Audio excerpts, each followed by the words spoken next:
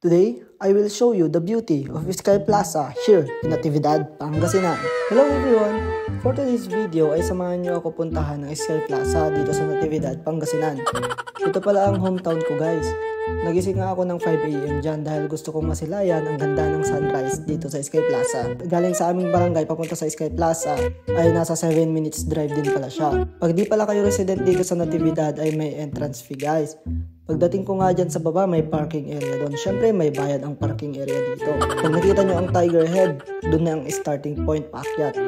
Nasa 1,217 step din pala yan guys. Asahan nyo talagang malakas dapat ang tuhod nyo dyan.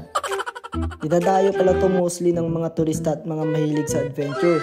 Pagdating ko nga sa signage ng Sky Plaza dyan, medyo napagod na ako dahil ilang taon din ang lumipas bago ako nakaakyat dito. Make sure lang guys, magdala kayo ng tubig nyo. Buti na lang wala pang tao dyan nung nagpunta ako. Madami din palang nag-exercise dito sa umaga or nag-jogging, paakyat. Burn calories ba?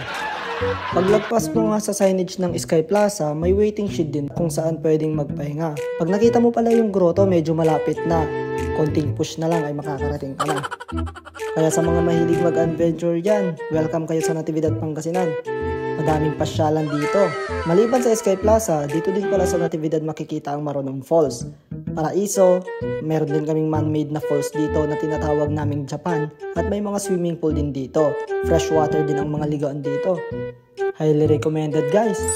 After nga ng nakakapagod na akyat ay nakarating din ako sa tuktok kung saan makikita ang statue or ayat ni Apo Jesus na merong laki na 40 feet.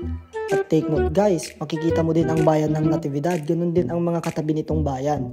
Mapapasabi ka na lang ng wow, no place like home. Worth it ang pagod sa ganda naman ng view na makikita mo. May sakto pa na pa sunrise, sobrang ganda ng view dito sa Sky Plaza. Ano pang ginagawa nyo? Tara na! Thank you guys for watching. You want more adventure? Follow na. God bless everyone. Peace!